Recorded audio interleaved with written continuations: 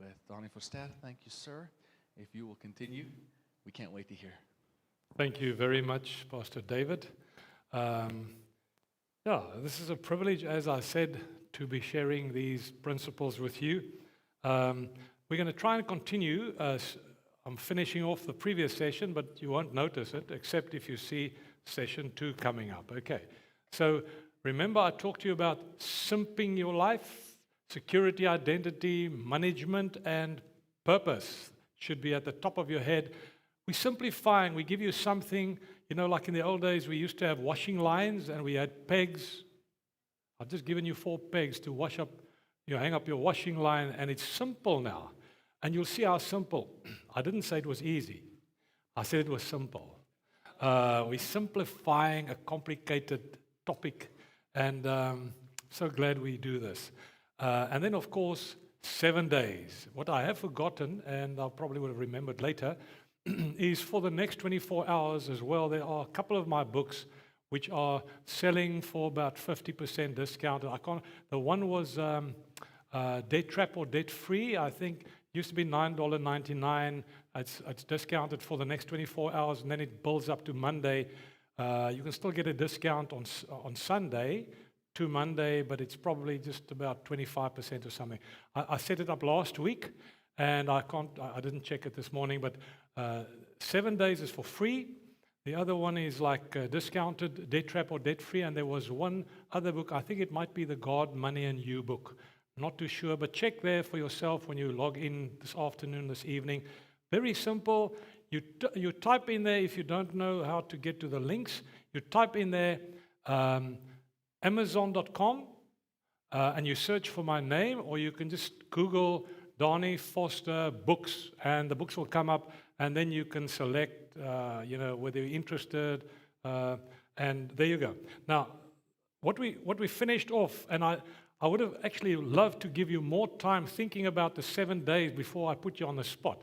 But the point is, everybody who's like 41 or 42 years old would say, no, well, I'm on Thursday. You're not. You're on Friday. Because the 5th day is the one that starts with 41 to 50. So I'm trying to say to you, you don't have that much time. And we don't even have a guarantee that we're going to make 70. So we should be very economical with our time.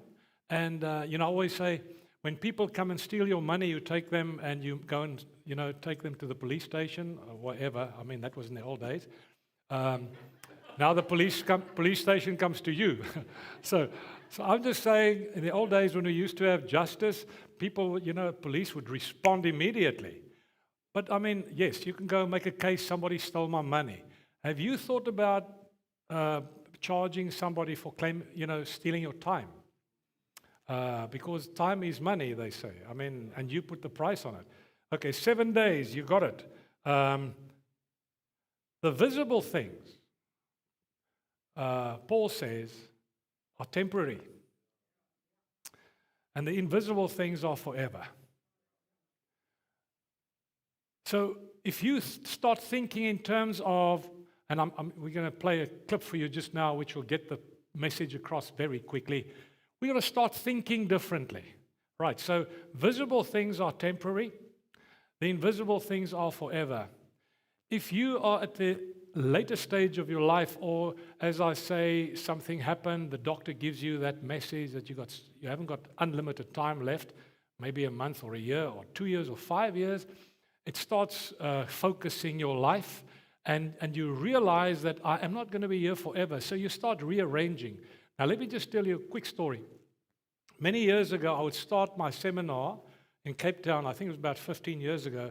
I would start and I would say to the guys, right, before we start, can you list on a piece of paper what the most important things is you would like to do in the rest of your life? And I give them like 5 minutes. And the guys I say, stop at 10, eh? They stop and I say, okay, right. In the middle of the night, an angel of the Lord appears and he says to you, you have only got 24 hours left. How would you evaluate that schedule of yours? What would be important? Could you go and list the top 5 things or the top 3 things? you will see how irrelevant some of the other things. I told this to a guy, and he says, yes, I'd like to go and do some, parachute jumping still, Why would a guy say that in your last 24 hours? Yes, let me go and do a parachute. I always want to do bungee jumping. Let me try it now because I think I'm going to be 24. I won't die now. And then, of course, that's silly. But then the angel of the Lord appears to you just when you got it rearranged. And you got your top 3 there. And the angel of the Lord comes to you, and he said it wasn't a joke, but it's not true. You actually have the rest of your life left now. Go and focus on those 3 things that you thought were important. That would help you focus your life. And the point is, you still don't know whether you're going to have the next 24 hours. And this is the story I'm trying to tell you. The moment you start quantifying and put pressure, and when they say, could you give in that exam paper now? If you haven't finished, can you imagine? I've done so many exams in my life, more than breakfasts. Can you imagine if they say, could you, hand in your paper?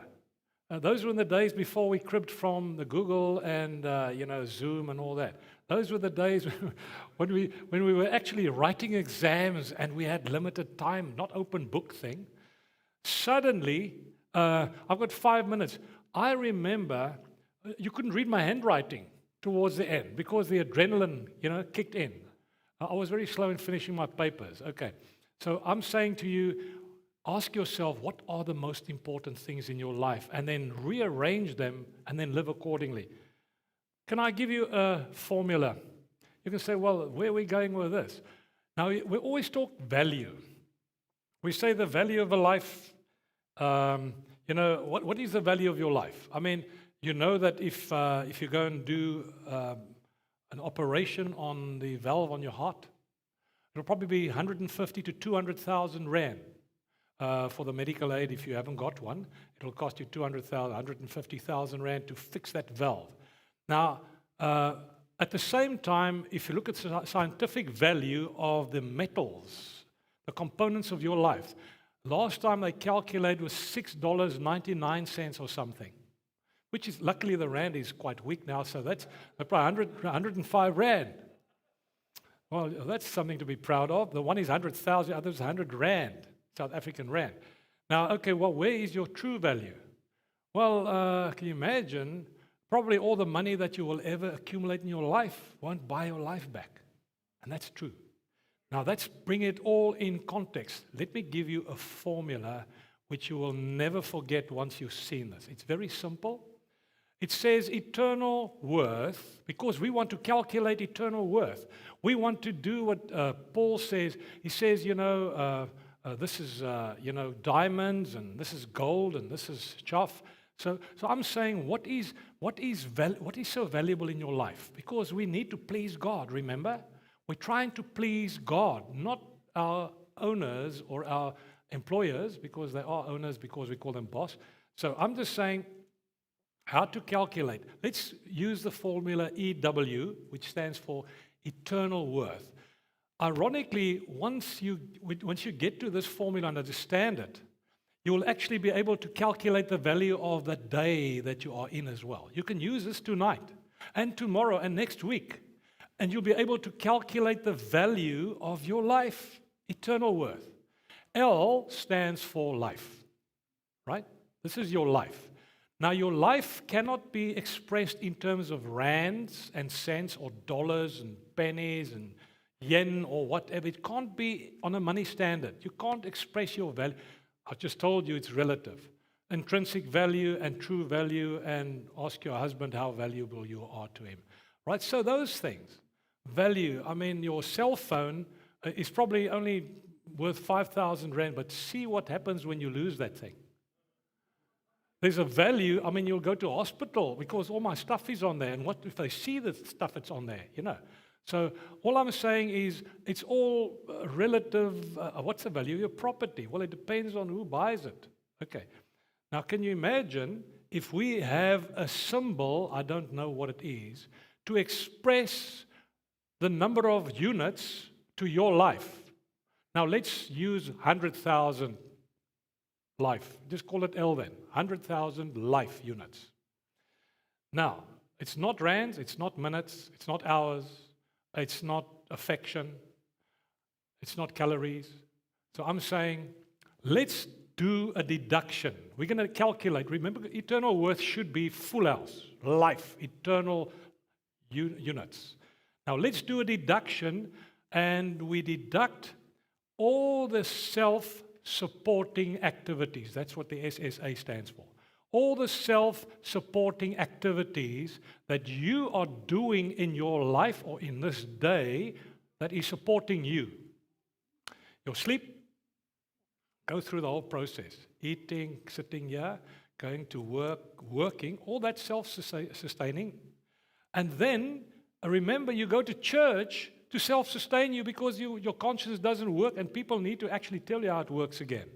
So that is a self-supporting thing because the pastor is the conscience God has put there to put you on your spot. So you can come crying out, okay, and say, right, here we go. You got it. This is not preaching, it's really teaching. Okay, so I'm saying, right, now, remember, I don't know whatever you had. Now, let's deduct that there. What have we got left? Okay, well, all those, remember self, not the family, self, supporting. The time I spent watching multi-choice television, sport planning, and whatever I'm doing, right? Now, let's do one, if there's anything left. Let's deduct the next one. All the materialistic activities and ambitions you still want to do. Right now we're dreaming. I always say, home is where I'm dreaming from. So wherever I'm dreaming now as I talk to you, I actually always said, home is where my wife is.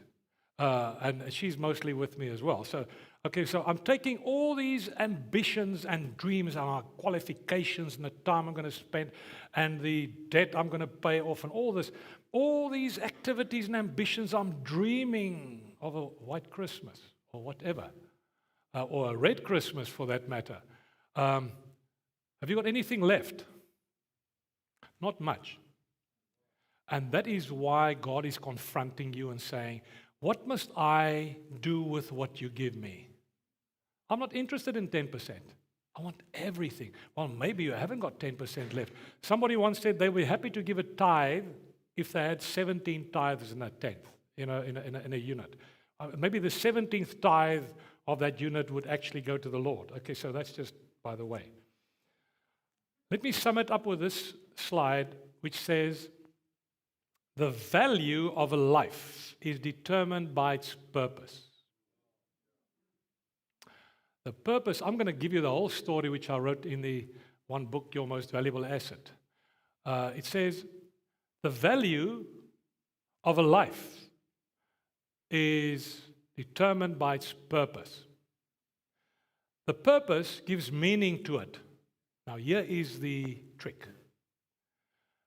As far as your life and my life is concerned, we determine its meaning, its purpose, and its value. That's a crazy statement. You determine who you are as the identity I've talked about earlier, and you determine what your value is. And if it's the money standard, you're in trouble because the bank knows you're not worth anything. And as a result of that, we find and compete with other people and we don't value them at all because they're even worthless than us. So your relationship with God determines your relationship with yourself and the value you place on other people, the relationship. So this is why everybody is the same. We don't have to go and find a new gospel. It's all in the Word of God. First of all, let's start with the male-female thing. Nobody said the male has got the brains and the woman has got the heart. We've got both. I've got a heart, I've got emotions, and my wife's got a brain as well. I've discovered it yesterday. No, she's got a good brain. I'm saying she came up with a good story. So what am I saying now? We determine the value that we place on a life. And we don't think, and then we're not even talking color here. Everybody, why are we fighting? I know because not everybody sees this. I don't even have to talk politics or racism here. I'm just saying, thank God, God sees us all as we are. There was a good story I heard from a missionary in Africa, where we are. We're south, probably more to the middle there. They said the missionary came and, white guy came to preach to the Africans there in, let's say, Ethiopia. And he ministered to them. And this pastor, he thought, let him just break the barrier here. He introduced the missionary. And he said to his flock there, he says, I want to introduce you to my brother here, my white brother. Just want to let you know, outside, he's white. But inside, he's as black as we are. What a statement. So I think I got your attention now. Right. And I did tell you, money is such a serious thing to talk about. You've got to crack these jokes. So it's like when you do the medicine. I remember when I was young, they gave you, some sugar with a medicine. Now, there was your medicine. Okay. Purpose. I'm now concluding the previous session, which is probably halfway into the next one already. But here we go. Look at the purpose I just told you about. P stands for pleasing God.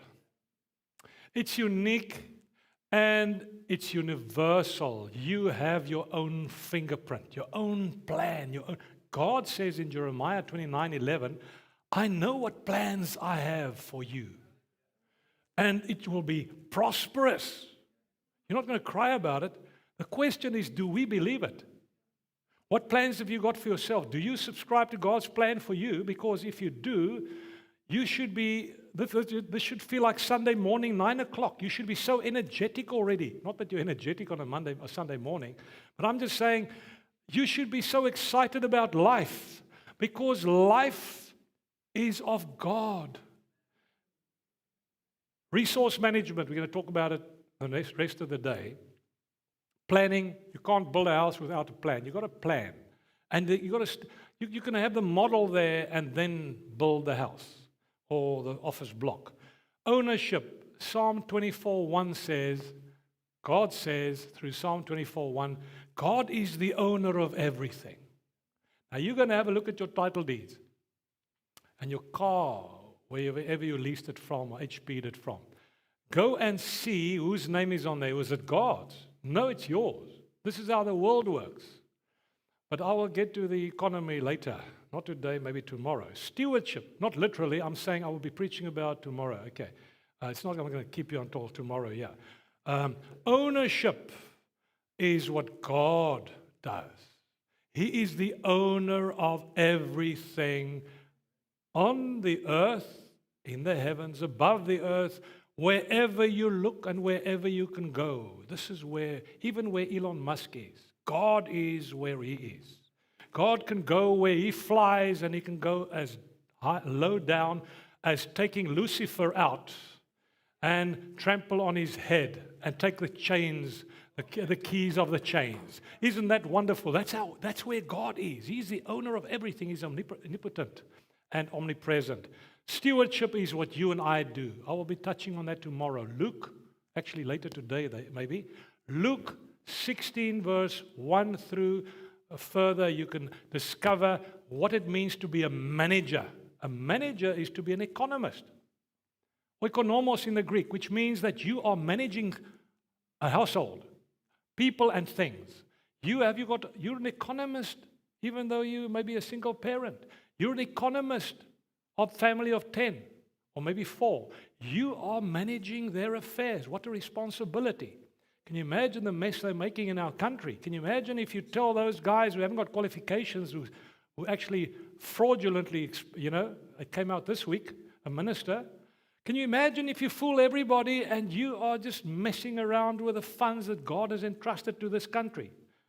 It's not difficult to start talking politics if you preach, eh? So let me just say, finally, always keep the purpose in mind. We know what 7 steps, what is it? Who wrote it? Covey. He wrote a book about 7 habits of highly successful people. And he started off by saying, whatever you do, keep the end in mind.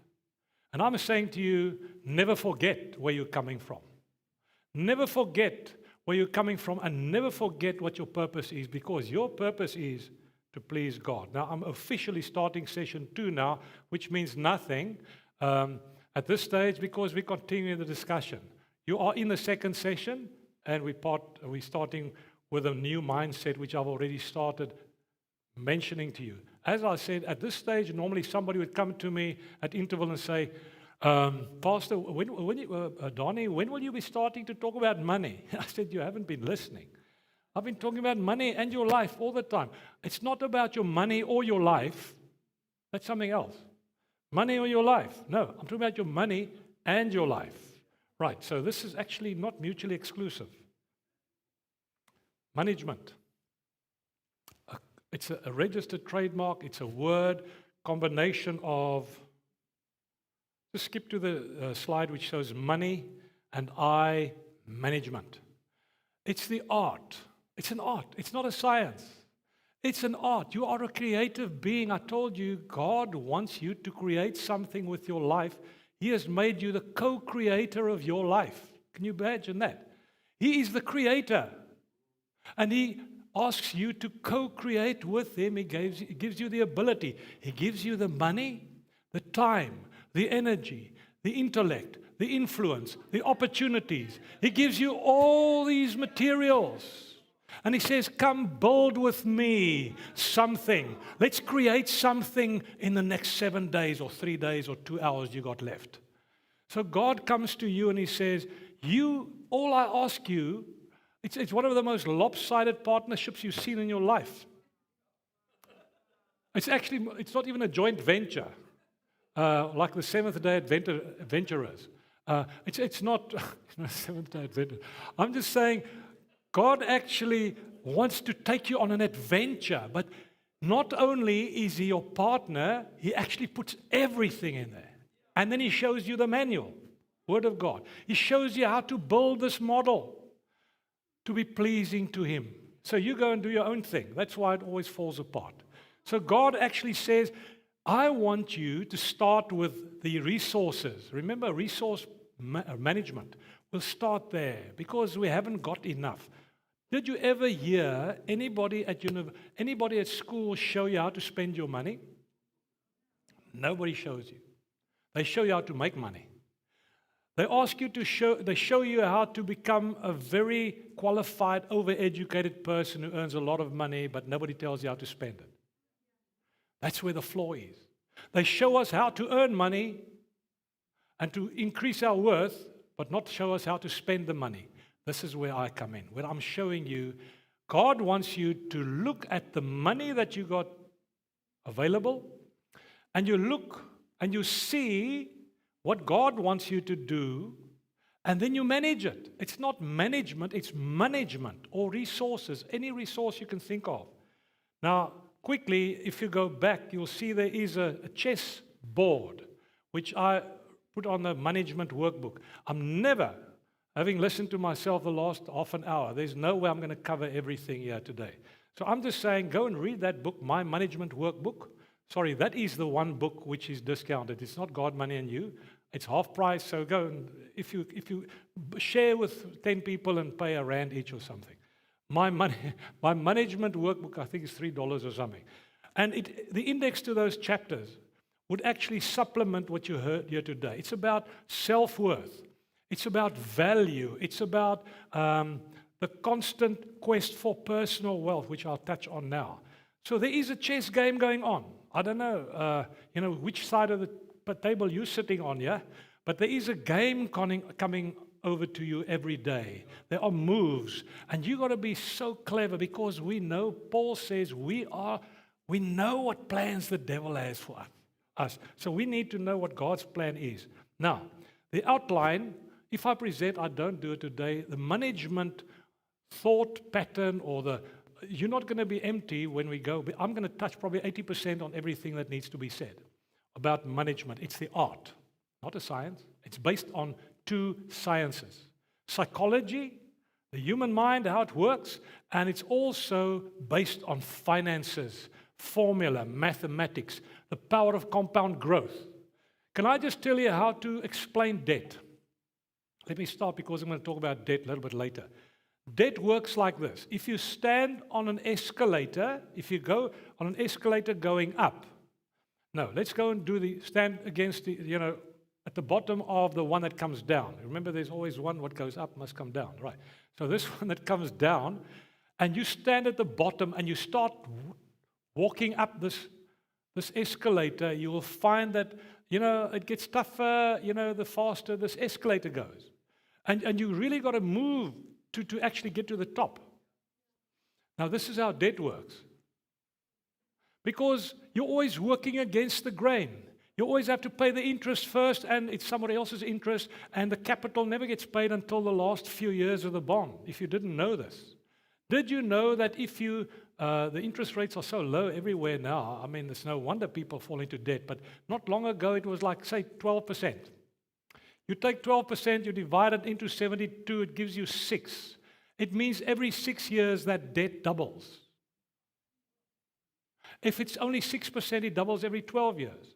So what am I saying to you? If you are paying 20% or 24% on your overdraft or your credit card, no wonder they don't want you to get off the bottle there, because, I mean, it takes 3 years and it doubles. Now, you do pay it off, you think, but look at the money they've made on you at the same time. I'm just throwing this in so you understand it's all about mindset, and it's also about thinking your way through how things work. There's a compound growth, and let it work for you. So you should be saving. Not everybody can buy a house in cash. I never could buy my first house in cash. I couldn't even pay my second house in cash. So like somebody said, the first million is very difficult to actually get, but it's the second million comes by itself. And he says, wow, how's that? He says, I'm talking about debt.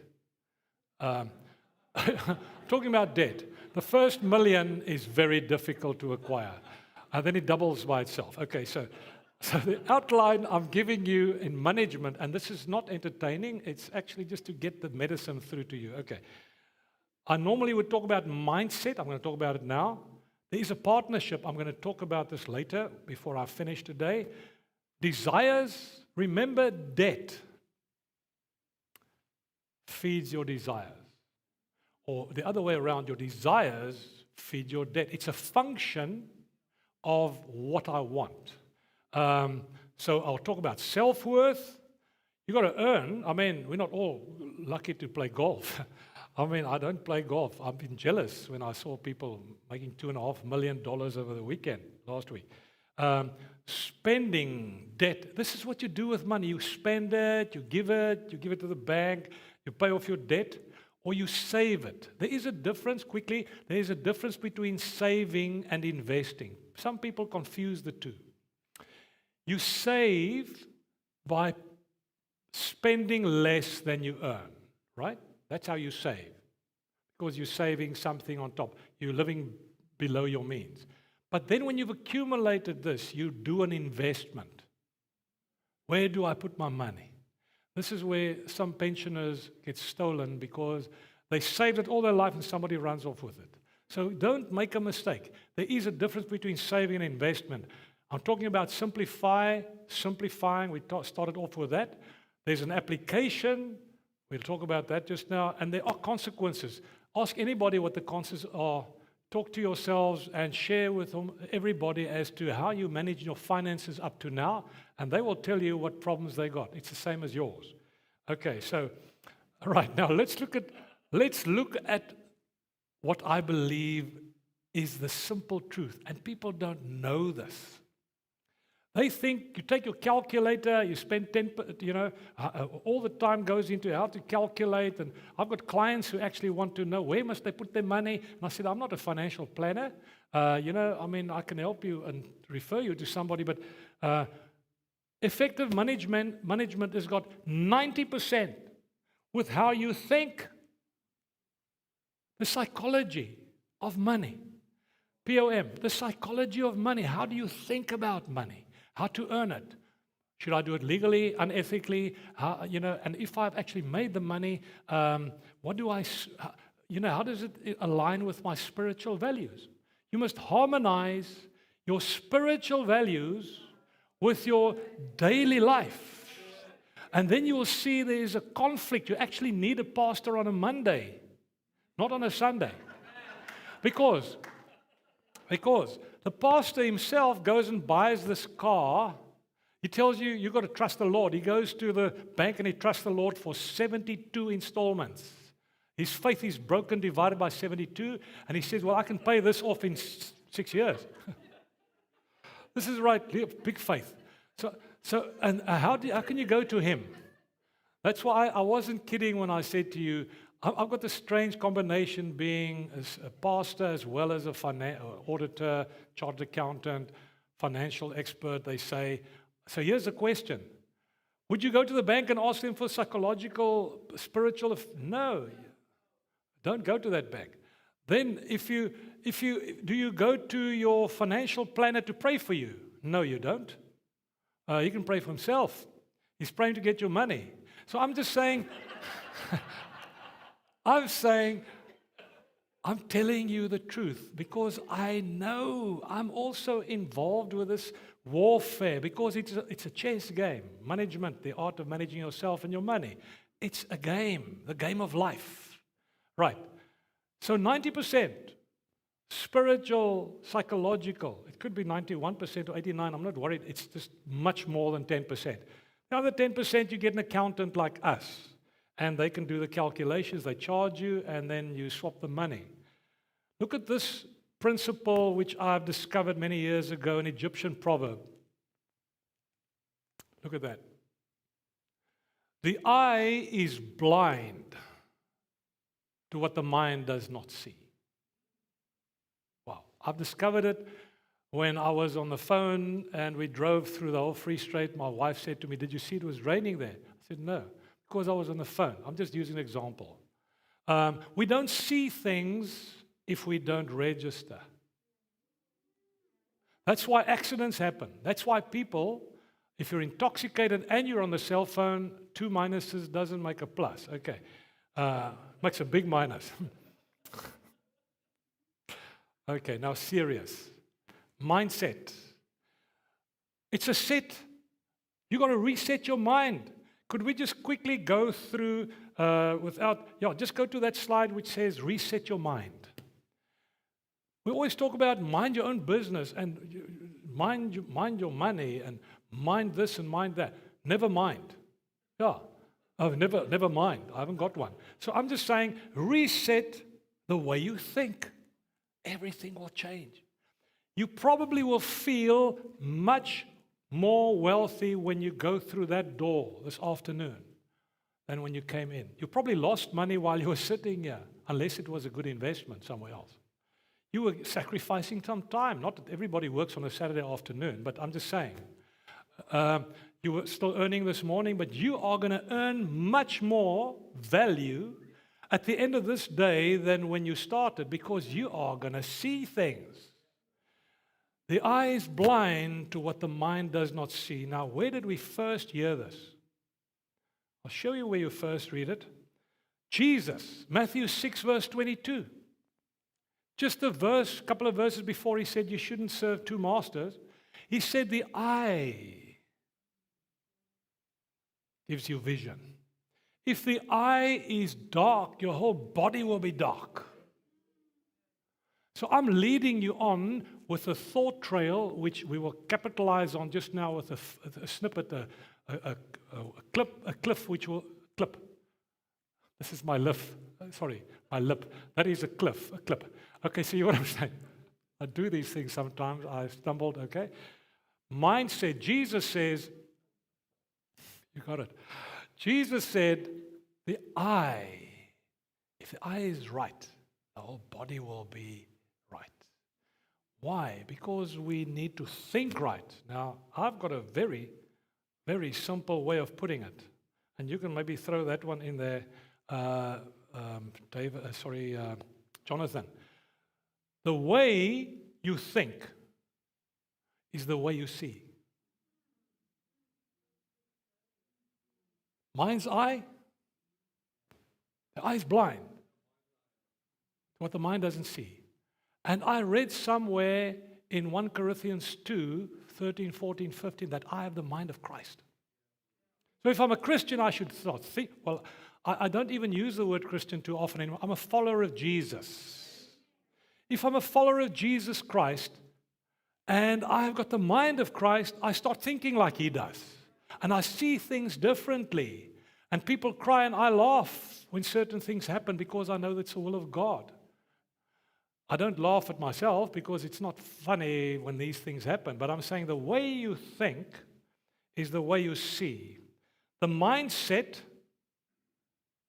is the most important key to a successful financial management. Could you just throw that one up? Your mindset is the key to successful financial management. The way you think determines the way you see. Now, I'm going to ask him to play a clip so you can understand and see where I'm coming from. If you think right, you'll see right, and you'll feel right. Do you need time to play that one? Okay, now listen to this. Das hier ist ein Mindset-Sektor. Das hier ist das wichtigste Gerät, das Giftgewässer. Das Gerät, das Überlebensrennen.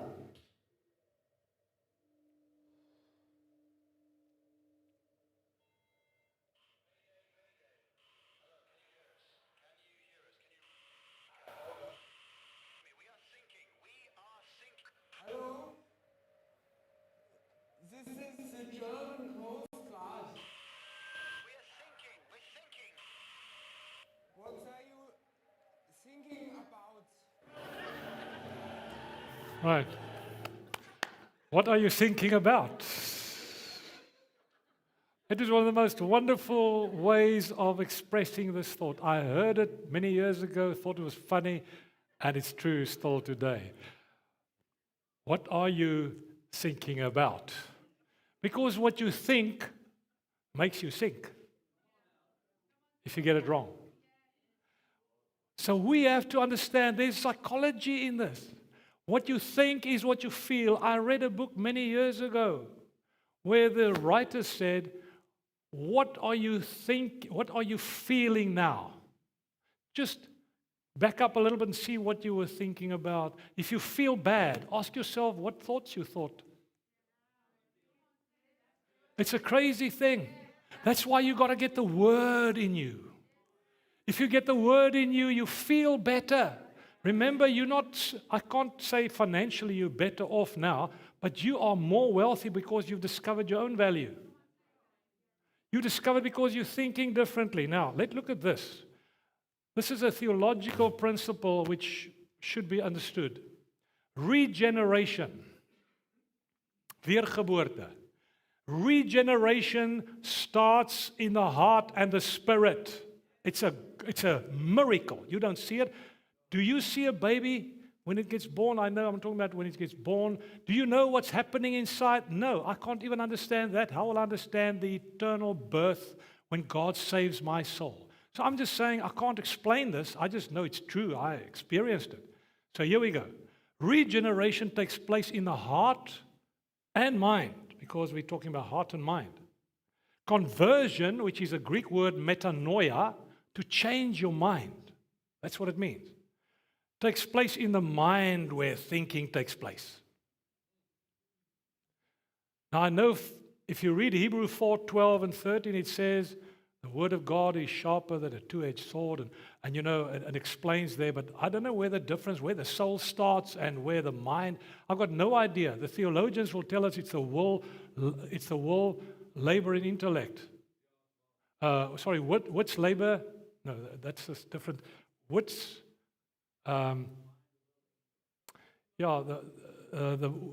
the will, emotions, and intellect. Sorry, I just quoted a textbook which talks about what's labor and intellect when you write a book. But we're talking here about what's emotion and intellect. This is where the soul, suche, this is where the soul is situated. Now, psychologically, the devil knows these things. That's why he feeds us with all these media. I mean, they are My son is an industrial psychologist, master in industrial psychologist. The devil knows much more than that because he feeds you all the rubbish that you buy and that you eat and you see and that you want, because this is where the mind takes place. I've got to be careful because I'm getting carried away, and they might actually take me away now. Reset your mind. Purpose.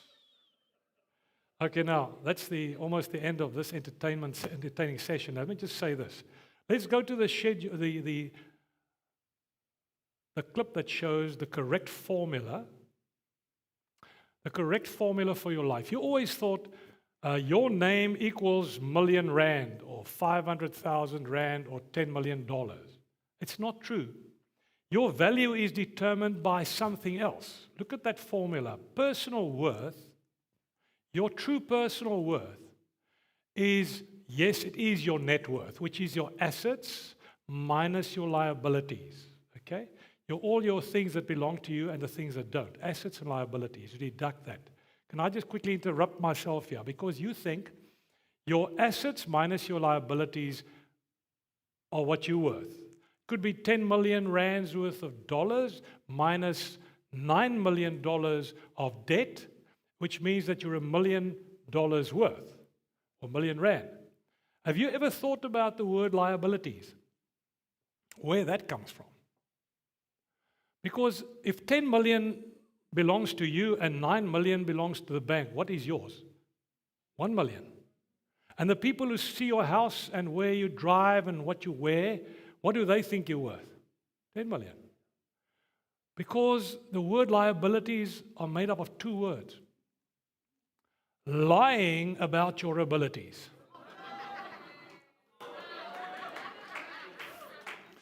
It's true. Lie. We are in cahoots with the institutions to fool everybody, talking about fraud. And then we pay it off. And thank you very much for giving me all this debt. Now, having said that, that's just an interjection. Self-worth is what we are looking for to determine who you are. Your self-worth is what, I'm going to explain it this way. Self-worth is what you know you are worth. If you had the opportunity of standing on a pulpit or a platform or an athletic stadium and you can do this thing and you don't get so frightened you're so fearful about success that you can't do this thing. And you can't open your mouth and tell people about Jesus. Or when you go for a job interview, you don't even know what to say because you're so, blank. So I'm saying self-worth is what you know you are worth if you were given the opportunity and you didn't shut closed. And this is what makes you. And Jesus said, Galatians 2:20, it's no longer I that liveth, but Jesus Christ. This is why it's so important to know where your identity is, where your self-worth is. It's no longer I. So people should see Jesus. I know, we are different, we look different, but we should reflect. So this is your formula. Personal worth could be equals net worth 0. And I can still lift up my head and say, thank God there's no discrimination here. No, can I tell you something else? You can have 10 million rands worth or dollars worth of assets and $11 million or rands worth of debt and still be solvent before the Lord. You can be insolvent, to be liquidated. Yes, there's a price to be paid, and yes, this is what we're trying to teach today. Be careful of that. But at the end of the day, put a 0 there and see when you start thinking 100, 200,000 rand for a little heart valve versus, you are worth so much more. Now, I'm going to conclude this session by showing you how we really work. I see on television how things work. Now, let me show you how things work. There's an inner secret machinery. There's a machinery happening there as you walk through life, which nobody tells us. It's an amazing 4-component machinery. Just look at that. The next one. There are 4 components. There's a green goal, there's a red heart, a black mind box, and then there are senses. They're all connected via arrows. The arrows go anti-clockwise and clockwise. If I showed you the PowerPoint presentation, I could build it up and show you, but we're not using that today. I'm saying to you, how are these things connected? How's my heart and my mind and my senses, what I see, smell, feel, taste, hear? How are these things connected to my goal? Remember, we're talking about pleasing God. Your goal could be that big, heavenly, audacious goal, or it could be that big, hairy thing you're talking about. Maybe she wears hair, I don't know, or the other way around. I'm just saying, be very careful what you're dreaming, looking for, because that is what you're going to become. Because as you go for that goal, that big goal, can I just tell you what goal stands for? It stands for go and live. And if you put the S there, it could be go and live simpler. Go with an exclamation mark, which is Matthew 28:19, and live. It doesn't mean go and live. No. Go, Matthew 28:19 style, and live. Witness for Jesus. Testify and see when you present Him to the world and they identify Him with you and you with Him. And they say, what are your secrets? Then something happens. You are focused on Christ, so you will succeed. You'll survive, you'll serve, you'll see, and you will be safe. You will be secure. I told you about security earlier. So when we look at Jesus, like Matthew 17 says, Peter says, and when they opened their eyes, they saw Jesus only. Only Jesus. They didn't see the other stuff. So start opening your eyes. The eye is blind to what the mind doesn't see. The mind will then show you what you need to see. And what is God showing you? He says, look at that. You want to be a successful businessman. Go for it. As long as it's one of the stars within the big green star. As long as you'd love to be a good golf player. Spend the rest of your life searching for a hole in a ball into a hole. And spend all this money to make all the money and lose in the same time, lose your life.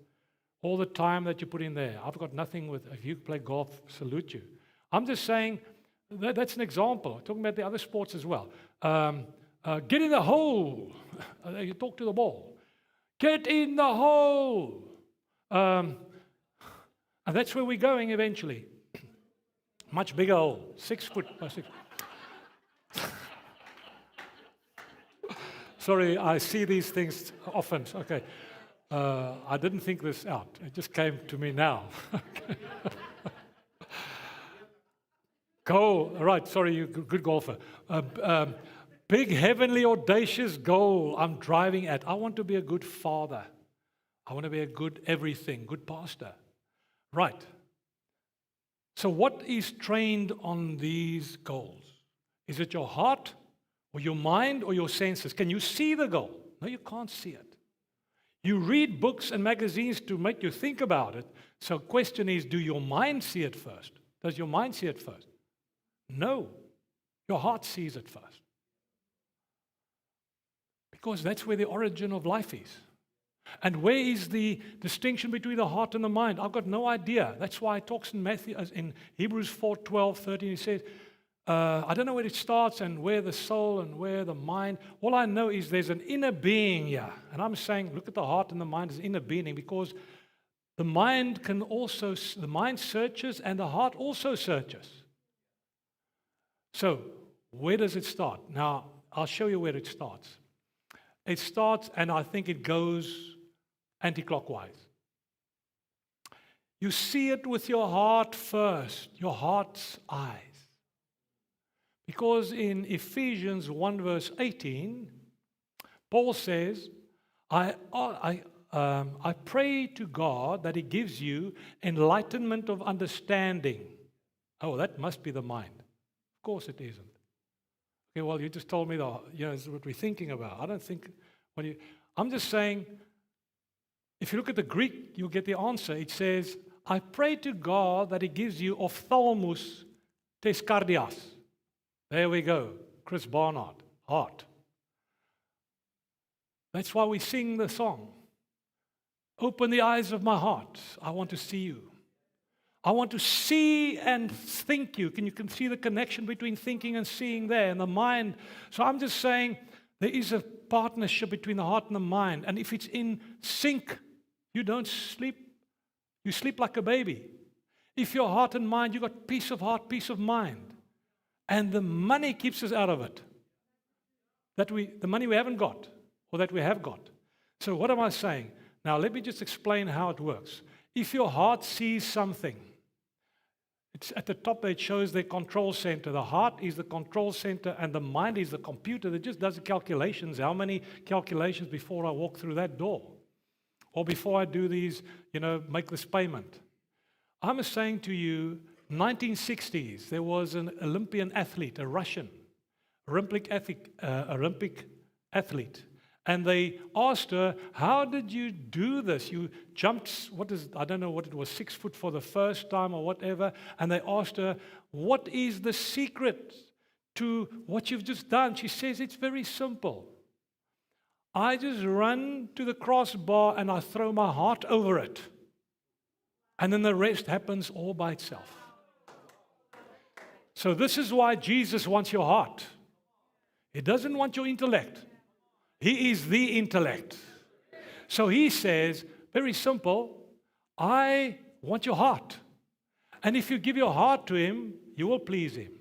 And if your heart is in something, whether it's a small business or a big business or something you want to do, you will achieve it. I promise you. You will continue practicing and practicing until you get lucky. But you won't get lucky because it's all about exercising your faith. For example, right. So let me just put it this way. Do you see there is an arrow between the mind and the goal? We're cutting the senses out.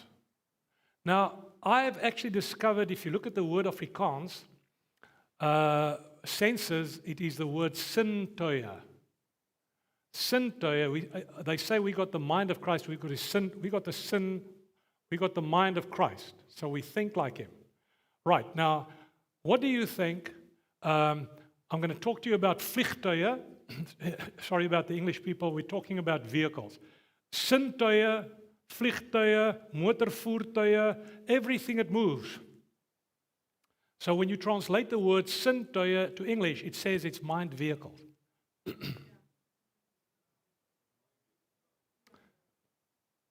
So we're talking mind vehicles, all these senses we have.